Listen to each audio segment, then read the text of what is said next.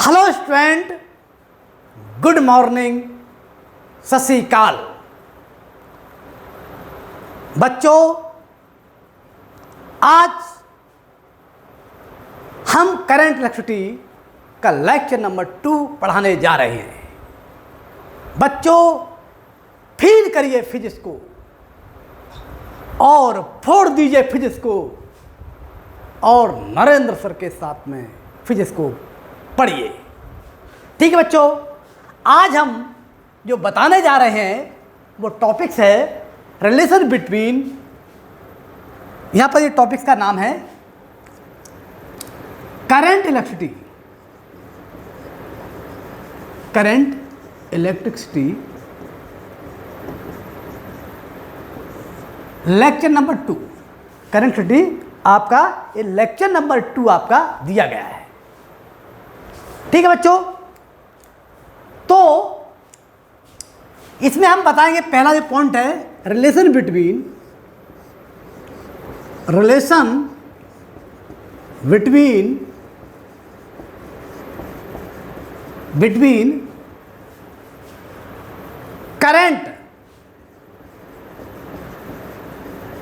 Current and cross section area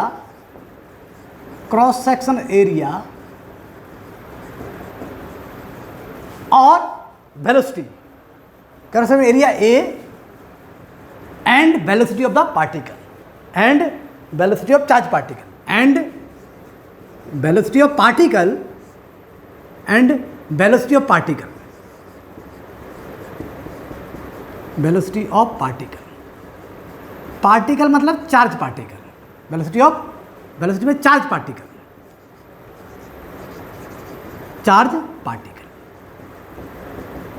ठीक है बच्चों। अब हम क्या करेंगे, इसमें हमने एक रिलेशन आपको बताया है कि I equal to N A Q into V, एक रिलेशन है।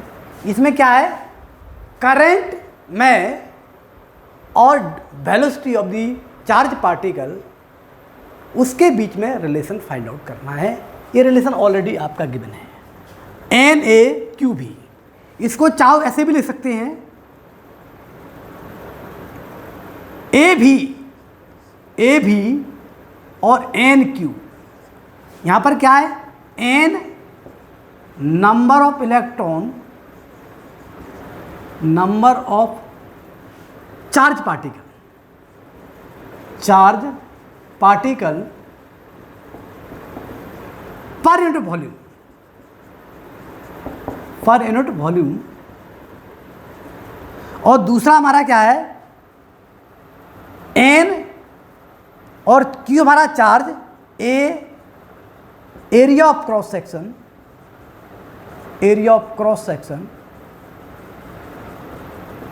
Of wire, okay. और क्यू हमारा चार्ज ऑफ पार्टिकल, और v velocity of particle, v equal to velocity of particle, velocity of charge particle.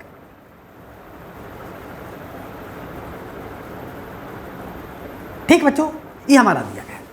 इसको चाहो थोड़ा ड्राइव भी करा देते हैं। इसको ड्राइव बहुत सिंपल है, अपन जानते हैं I equal to D Q by D T, ये प्रूफ है ना। तो प्रूफ को हम थोड़ा हल्का सा बता देते। एक हमारा एक positive beam charge, positive charge है, इसका मूवमेंट है,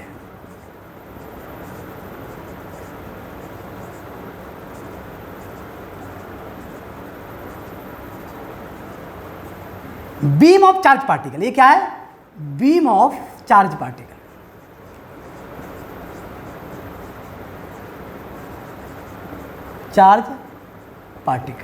ठीक।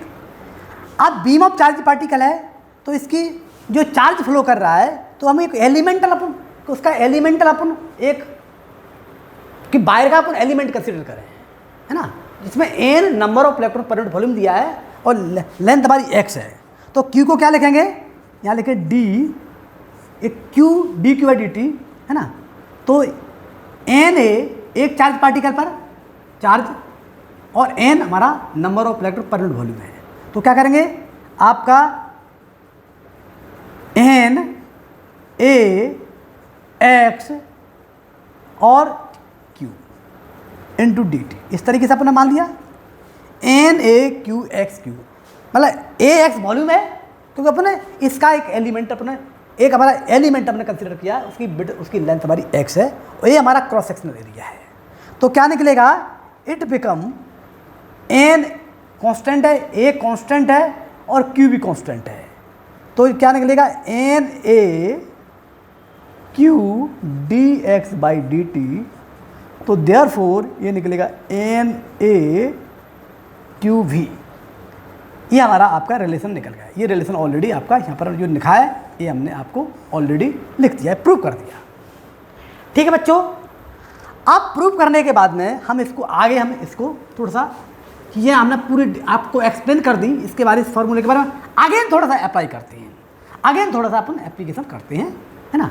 तो कैसे करेंगे कि जैसे आपका ये देखिए करंट, हमने क्या कहा, करंट, इसको दोबारा लिखते हैं, करंट एक आई इक्वल टू ए भी एन क्यू।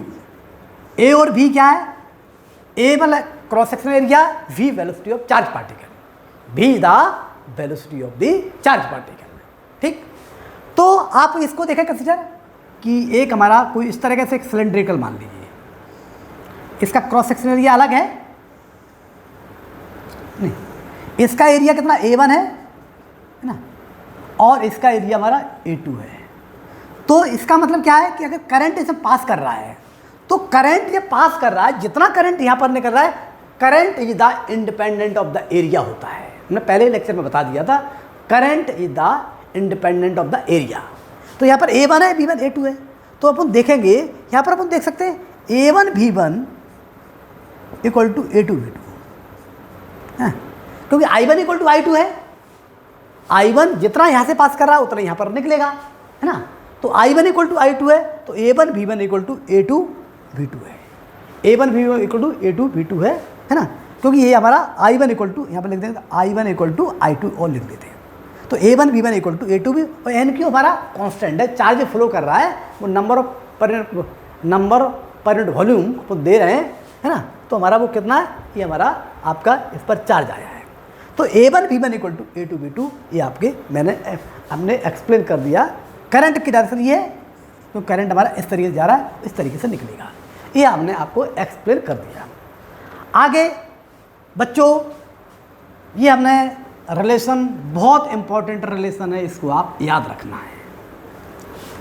अब हम बात करते हैं, जैसे हमने क्वेश्चन एक एग्जाम्पल हम दे देते हैं आपको, हल्का सा एग्जाम्पल है, समझिए कि number of electron, find the number of electron per unit volume, है ना, और उसकी जो डेंसिटी है, density of metal conductor density 10 की पावर 4 kg पर metre cube of the mass number A equal to 100, है ना।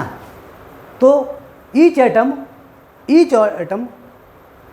हर एक एटम के अंदर क्या है, कॉन्ट्रीब्यूट 1 फ्री इलेक्ट्रॉन। एक क्वेश्चन समझ लीजिए, क्वेश्चन क्या कहता है। पहले क्वेश्चन आप देखिए, क्वेश्चन नंबर 1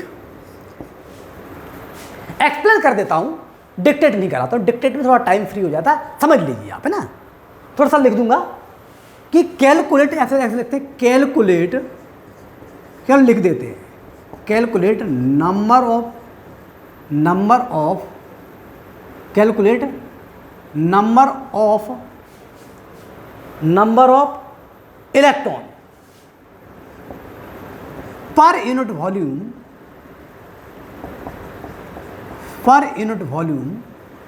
है ना, पर यूनिट वॉल्यूम इन ए मेटालिक कंडक्टर,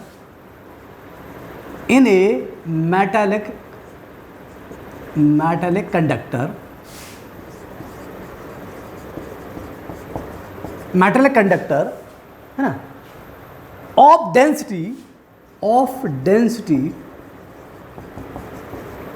कितना है, 10 की पावर 4 kg पर मीटर क्यूब, पर मीटर क्यूब।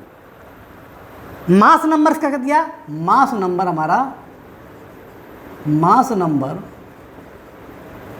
जो मेटल है, मास नंबर कितना, A equal to 100, mass equal A equal to 100 आपका दिया है। ईच एटम कंट्रीब्यूट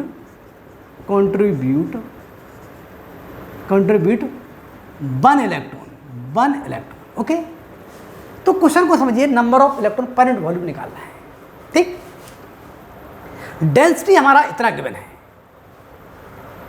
डेंसिटी हमारा इतना दिया है, तो आपको पहले मास निकालना है। मास कितना होता है, मास हमारा, मास कैसे निकालेंगे कि मास हमारा हम जानते हैं, मास इक्वल टू, हम जानते हैं m इक्वल टू, मास कितना होता है, density into volume, density into volume. अब डेंसिटी इंटू वॉल्यूम दिया गया, तो इसको अपन क्या करेंगे, ये आपका m इक्वल टू ये दिया गया है ना, डेंसिटी इंटू v। ओके, अब आप देखिए हमारे पास में क्या n जो फाइंड आउट करना है, number of electron per unit volume, ये निकालना है। तो मास को हम जानते हैं, पहले आपको मालूम है, मोल पढ़ा होगा आपने, मोल केमिस्ट्री में पढ़ा है बच्चों। Mole equal to weight in gram upon mass number. तो m mole equal to mass upon a मतलब मास नंबर। इसकी वैल्यू कितनी है, रो इंटू वी, और a हमारा कितना है, a हमारा मास नंबर, ये हमारा मोल्स आ गया। अब हम क्या करें, एवोगैड्रो नंबर निकालें, इसके नंबर ऑफ द एटम निकालें। तो number of atom equal to, chemistry आपने पढ़ी होगी है ना, तो आपका ये अपन क्या करेंगे, ये मोल को अपन एवोगैड्रो नंबर का मल्टीप्लाई करते हैं। तो rho into V upon A into क्या निकलेगा, इंटू हमारा आपका एवोगैड्रो नंबर n, ए लिखें, n ए आ गया, ये हमारा नंबर ऑफ द एटम था। अब इसमें नंबर ऑफ इलेक्ट्रॉन कितने हैं, क्योंकि एक एटम के अंदर एक इलेक्ट्रॉन रहता है, तो इतने नंबर ऑफ द एटम, तो इतने ही हमारे इलेक्ट्रॉन्स होंगे। ये प्रॉब्लम के अंदर कंडीशनल बेसिस पर ऑलरेडी गिवन है। ठीक, अब हम क्या करेंगे, तो अपन को पूछा number of the electron per unit volume, हमें निकालना है नंबर ऑफ द इलेक्ट्रॉन। ये प्रॉब्लम के अंदर एक गिवन है, लाइन लिखी, number of the electron per unit volume. तो देयरफॉर रिक्वायर्ड आंसर कितना रहेगा, रिक्वायर्ड आंसर कितना निकलेगा आपका, रो भी upon A into N A upon volume. तो वॉल्यूम से कट गया, तो आंसर कितना देगा, रो एन ए अपॉन ए। ये वाला डाटा गिवन है, रो कितना दिया है 10⁴, और एन ए कितना 6.0 ही मान लें, इंटू 10⁻23, और ए कितना 100, तो पूरा अपन निकालेंगे तो 2 बचेगा, और 2 और आपका ये हमारा 2 और प्लस 25, तो 6 इंटू 10⁻25, 6 इंटू 10⁻25, ये हमारे आपके number of electron per unit volume निकल गया। This is your final answer. ठीक है बच्चों, आपको फार्मूले पर या अंडरस्टैंडिंग आपको बहुत क्लियर होना चाहिए। तो this is the simple question, हमने एक आपको एक्सप्लेन कर दिया है। अब हम क्या करते हैं बच्चे, आगे देखें। आगे हम कहते हैं कि movement of free electron inside a conductor. जैसे देखो, ये कोई कंडक्टर है ना, तो कंडक्टर है, तो कंडक्टर में कितना है, जैसे एक क्रॉस सेक्शन एरिया माना है, इलेक्ट्रॉन -1 यहाँ निकलेगा, और उतना ही इलेक्ट्रॉन हमारा यहाँ निकलेगा। ये क्रॉस सेक्शन एरिया है, ये हमारा क्रॉस सेक्शन एरिया है।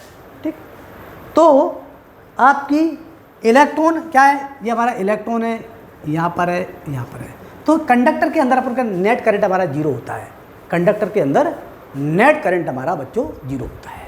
ठीक, और एक बात और समझ लिए कि कंडक्टर के अंदर, जैसे कंडक्टर ये ऐसा मान लें तो इलेक्ट्रॉन है, तो इलेक्ट्रॉन हमारा ऐसे जाएगा, ऐसे जाएगा, ऐसे जाएगा, ऐसे जाएगा, जिग जाग पास हो सकता है ना, इलेक्ट्रॉन ऐसे करके ऐसे जा सकता है, ये आपको पता होना चाहिए, ठीक है।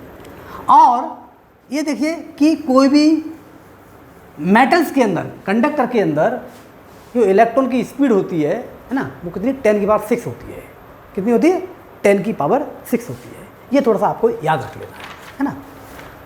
तो एट रूम टेम्परेचर पर है ना, movement speed of the electron याद रख लेना 10 की पावर 6 मीटर पर सेकेंड, ये आपको मेमोराइज कर लेना है, ठीक है बच्चों। आगे हम बात करते हैं करंट डेंसिटी। करंट डेंसिटी क्या है? करंट डेंसिटी क्या है? हमने बताया था I = NA/Q/V। V मतलब वेलोसिटी, या ड्रिफ्टिंग का मतलब, ड्रिफ्ट का मतलब होता है कि इलेक्ट्रिक फील्ड की वजह से मोशन मिल रहा है, या मोशन कम हो रहा है, उसको ड्रिफ्टिंग कहते हैं ना। ड्रिफ्ट मतलब एक्सपेल करना, किसी फील्ड की वजह से, एक्सपेल फील्ड की वजह से इलेक्ट्रॉन का मूवमेंट स्पीड हमारी वेरीज कर रही है ना। तो NA/Q/V, V मतलब ड्रिफ्ट वेलोसिटी आप मानेंगे। तो करंट डेंसिटी क्या है? यहाँ करंट अपॉन एरिया = N/Q/V, ये हमारा इट बिकम J आ गया। ये क्या होगा? यहाँ थोड़ा सा और लिख दें, J लिखें, J = आपका कितना हो गया N/Q/V। एक ये फार्मूला याद कर लेना। V मतलब ड्रिफ्ट वेलोसिटी, V मतलब क्या होता है? Drift velocity. यहाँ पर VD लिख दीजिए, VD लिख दें तो ड्रिफ्ट वेलोसिटी आपके, ये हमने एक्सप्लेन कर दिया है ना। अब कभी कभार क्या होता है, ये बताइए, इसमें आपको थोड़ा सा एक बड़ा टर्मिनोलॉजी वाला पार्ट है कि किसी मेटल है, कोई कंडक्टर है, कंडक्टर फ्री ऑफ इलेक्ट्रॉन्स रहते हैं है ना, और फिक्स आयन रहते हैं है ना, मतलब फिक्स में पॉजिटिव आयन रहते हैं। तो इलेक्ट्रॉन क्या करता है, इलेक्ट्रॉन जब एक्चुअली में किसी वजह से किसी इंस्टेंट में उसको वेलोसिटी मिली है, तो वेलोसिटी मिले तो पॉजिटिव आयन से टकराएगा, टकराने के बाद में इलेक्ट्रिक फील्ड क्या करेगी, उसको अट्रैक्ट करेगी, पॉजिटिव चार्ज अट्रैक्ट करेगी, तो उसको वेलोसिटी मिली, तो वेलोसिटी क्या कर, वेलोसिटी हमारी क्या होगी, कम डिक्रीज करेगी है ना, वेलोसिटी हमारी डिक्रीज करेगी, क्योंकि यहाँ पर आपका निकलेगा एक्सेलरेशन = Q/m आता है ना। तो यहाँ पर हम थोड़ा बताना चाहते हैं, अगला जो पॉइंट है, अगला जो अपना पॉइंट डिस्कशन पॉइंट है, तो रिलेशन बिटवीन I V, यहाँ लिखते हैं रिलेशन बिटवीन, यहाँ अगला डेरिवेशन है, ये ओम्स लॉ है, relation between I and V। V मतलब क्या है? V का मतलब क्या है?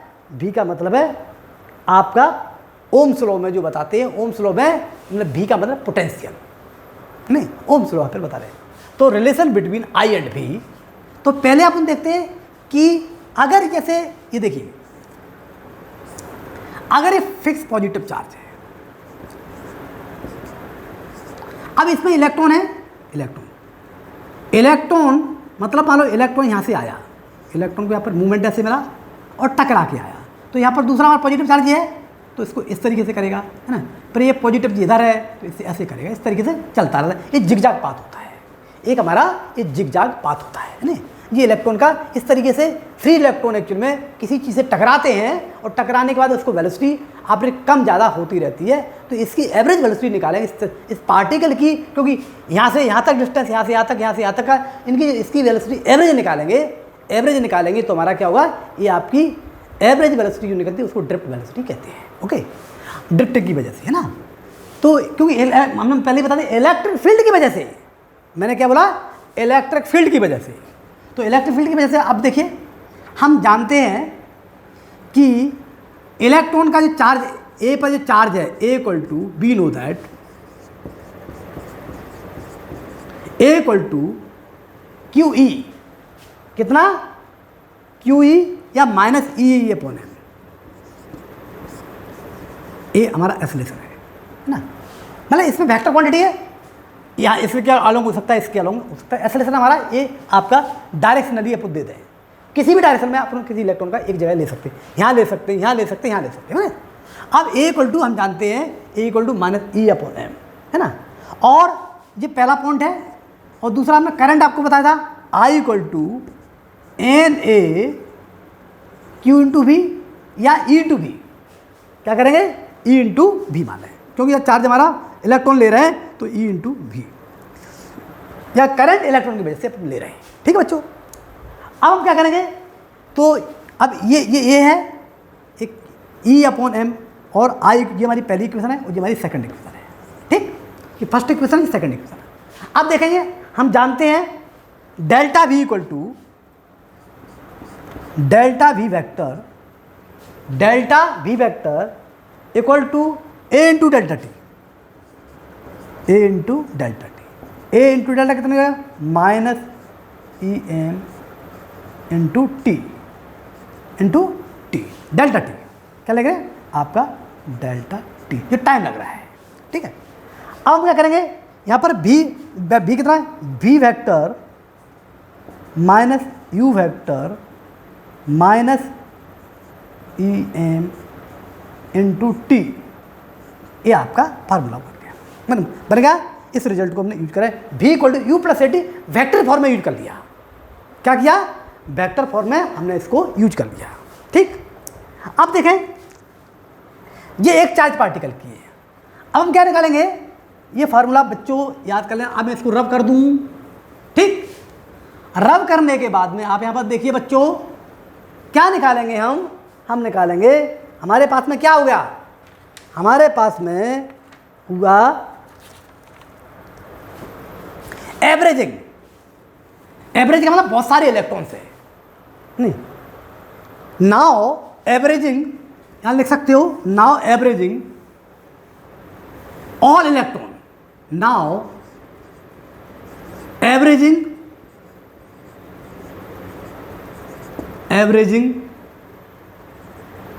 ऑल ऑफ इलेक्ट्रॉन, है ना, averaging all of the electron. तो इसकी हम एवरेज निकाले हैं, जो फार्मूला पर लिखा था ऊपर वाला, उस पर एवरेज करें, तो v पर वेक्टर, इस पर मैंने एवरेज लगा दिया, equal to minus U vector पे एवरेज लगा दिया, माइनस क्या करेंगे, माइनस हमारा ई एम इंटू जो टाउ है, इसका एवरेज टाइम ले लिया। क्या कर दिया, एवरेज टाइम, ने इसको हमने एवरेज ले लिया। तो आपको मालूम होगा कि एवरेज वेलोसिटी, आपके अंदर देखा कंडक्टर के अंदर एवरेज वेलोसिटी कितनी होती है, जीरो होती है ना। एवरेज वेलोसिटी कितनी होती है, क्योंकि हमारी करंट है ना, करंट जो है वो काय पे डिपेंड करता है, करंट हमारा टेम्परेचर पे डिपेंड करता है। तो उसकी वेलोसिटी क्या है, half M B equal to 3/2 kT होती है ना, टेम्परेचर पर डिपेंड करती है, ये अपन जानते हैं। तो यहाँ पर अपन देखते हैं कि इसकी हमने एवरेज लिया, तो इसकी जो वेलोसिटी है ना, इसकी वेलोसिटी आपका देखेंगे, इनिशियल वेलोसिटी कितनी है, इट बिकम जीरो, ये हमारी जीरो होगी। तो जीरो हो जाएगी, तो v इक्वल टू कितना निकलेगा, वी डी, v मतलब ये ड्रिफ्ट वेलोसिटी बन गया। क्या बन गया, ड्रिफ्ट वेलोसिटी, है ना, क्योंकि इनिशियल वेलोसिटी कितनी होगी, इनिशियल वेलोसिटी इसकी कितनी होती है, सारे इलेक्ट्रॉन की इनिशियल वेलोसिटी कितनी है, आपकी जीरो है ना, आपकी जीरो है। तो जो टकराने की वजह से बहुत सारे पार्टिकल इसमें चल रहे हैं एक्चुअल में, वो हमारे टकराने की वजह से अपन देख रहे हैं, तो ये इसको ड्रिफ्ट वेलोसिटी कहते हैं। तो ये कितना होगा बच्चे लोग, minus E M into tau लिखें, इसको टाउ, इसको बोले टाइम, क्या इसको बोलते हैं, क्या बोलते हैं, इसको रिलैक्सन टाइम कहते हैं। क्या बोलते हैं, this is the relaxin time, relaxin time. ठीक बच्चों, अब रिलैक्सन टाइम है ना, ये हमारा आपका रिलैक्सन टाइम आ गया, ये हमारा फार्मूला है। इसकी अब अगर मैग्नीट्यूड निकालें, है ना, इसकी अगर मैग्नीट्यूड निकालें, ये वेक्टर फॉर्म में था, तो मैग्नीट्यूड निकालेंगे तो बी डी इक्वल टू इसकी कितना निकलेगा, ई एम इंटू टाउ। ठीक, ये बन गया। अब देखो, हमने अभी लिखवाया था इक्वेशन बच्चों, मैंने लिखाया था I equal to N A, I equal to N A E V D. ठीक, ये हमने फार्मूला बताया था। तो ई वी डी की वैल्यू यहाँ रख देंगे तो क्या निकलेगा, आपका निकलेगा N A E square M E और टाउ, ए हमारा निकल गया, है ना। आप देखिए तो करंट हमारा यहाँ पर देखिए, करंट हमारा जो आया है वो करंट मतलब करंट हमारा इक्वल टू कितना हुआ, N A E square E M tau. यहाँ पर कांस्टेंट कितना हुआ, N A E square tau upon N, ये इलेक्ट्रिक फील्ड आया, ये हमारा इलेक्ट्रिक फील्ड आया है। ठीक, अब अपन जानते हैं we know that E equal to V upon T होता है, E equal to V upon T होता है। तो यहां लिख देंगे आई इक्वल टू क्या निकलेगा, N A E square V upon M D into हमारा sorry A tau, N A square tau और ई सॉरी वी आ गया, इट बिकम वी। अब देखो ये टर्म हमारा कांस्टेंट बन गया, इट बिकम कांस्टेंट बन गया। तो आई प्रोपोर्शनल टू वी है, आई प्रोपोर्शनल टू वी है ना, आई प्रोपोर्शनल टू वी है ना। अगर इसको थोड़ा सा तो ये यहाँ पर थोड़ा बहुत निकल ही गया। अब हम क्या करें, एरिया दिया है तो आई अपॉन ए यहाँ लेके आई अपॉन ए, आगे एक स्टेप और ले लें तो क्या निकलेगा, N E square tau upon M D into V. Okay बच्चों, ये करंट डेंसिटी बन गया, करंट डेंसिटी बन गया, है ना। तो करंट डेंसिटी आपका ये बन गया, है नहीं। तो यहीं पर वैसे तो यहीं पर आ गया, क्योंकि यहाँ पर अपन देखो अगर यहाँ पर एरिया से डिवाइड कर देते हैं तो मतलब current density proportional to electric field है, ये भी रिलेशन आ गया। यहाँ पर यहीं पर आप देख लें, यहाँ पर इसी केसेस में देखें, आगे हम थोड़ा फर्दर इंप्रूव करें कि I N A E square E upon M, तो ये कांस्टेंट है ना। एरिया से ज़्यादा डिवाइड कर देंगे तो एरिया से डिवाइड करने से क्या होगा, एरिया से डिवाइड करने से यहाँ पर थोड़ा लिख दें, area I upon A equal to N E square tau upon M into E. तो एक रिलेशन ये आता है, current density J proportional to electric field होता है ना। Current density proportional to electric field है। ठीक है बच्चों, आगे हम इसको आगे हम फर्दर प्रूव करते हैं। एक प्रूव आ गया, यहाँ पर प्रूव हो गया कि प्रूफ हमने क्या लिखा कि current density J proportional to electric field, J proportional to electric field, है ना। अब हम देखेंगे यहाँ पर E equal to B upon D हमने लगाया था, E equal to B upon D, तो आई अपॉन ए, है ना, आई अपॉन ए नहीं, यहाँ पर एक बार यही लिख दें, आई इक्वल टू, एक बार इसी को दोबारा करें, है ना, N E square tau M और एल मान लें, है ना, एल एम एल और भी, ठीक, और ए भी आएगा। ठीक है, तो यहाँ पर देखेंगे तो आई यहाँ पर लिख देंगे, क्या लिखेंगे, एन ई कांस्टेंट हो गया तो ये निकलेगा, है ना, आई प्रोपोर्शनल टू वी, है ना। यहाँ पर लिखे या इसको ऐसे लिख देते हैं, which imply that V equal to M L upon N E square tau, है ना, और टाउ और एरिया नीचे आएगा, और एक करंट आ गया। तो यहाँ पर कितना हुआ, ये आपका V upon I equal to कितना है, एक एम ये निकलेगा कांस्टेंट है, के एल अपॉन ए, इसको रेजिस्टिविटी कहते हैं। क्या बोलते हैं, क्योंकि ये कंडक्टिविटी है उसका, अपन जो करंट डेंसिटी अपन बता रहे हैं इसका रेसिप्रोकल रेजिस्टिविटी होता है। तो ये हमारा फार्मूला आ गया, R equal to which imply that, यहाँ लिख देता हूँ, which imply that R proportional to कितना, L upon A, L upon R equal to rho L upon A. ये रेजिस्टेंस है, ये हमारा रेजिस्टेंस, और ये ओम लॉ में भी है। इससे आपका ओम्स लॉ ड्राइव होगा। V प्रोपोर्शनल टू I, क्या लगा, I प्रोपोर्शनल टू V होता है। कितना है, देखो अगर आपको बच्चों लोग ये आप ध्यान रखिए, अगर बुक्स के अंदर V प्रोपोर्शनल टू I दिया है, ये मैथमेटिकली अपने मान लिया ठीक है, लेकिन प्रैक्टिकली सिचुएशन में देखेंगे तो I प्रोपोर्शनल टू V होता है ना, क्योंकि करंट जब भी प्रोड्यूस होगा जब पोटेंशियल डिफरेंस हो। तो पोटेंशियल डिफरेंस है चीज़ सिग्निफिकेंट टर्म है, पोटेंशियल डिफरेंस सिग्निफाई करेगा तब ही एक्चुअली में आपका, तभी हमारा करंट प्रोड्यूस हो गया। तो दिस इज आपका सिग्निफिकेंट फिगर। तो प्रैक्टिकल रिलेशन में आप ये देखिए I प्रोपोर्शनल टू V।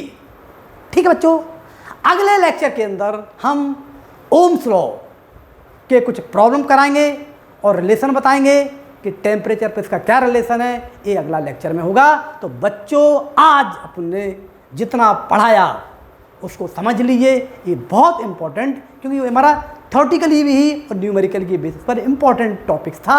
ये इम्पॉर्टेंट क्योंकि आप करंट का जो प्रोड्यूस होती है किस तरीके से बनती है, इलेक्ट्रॉन चार्ज पार्टिकल कैसे मूव होता है और कैसे टकराता है और जिगजैग पाथ कैसे आता है, इसके बारे में मैंने आपको एक्सप्लेन कर दिया। ठीक है बच्चों, आज इतना ही कंप्लीट हो गया। ठीक है बच्चों।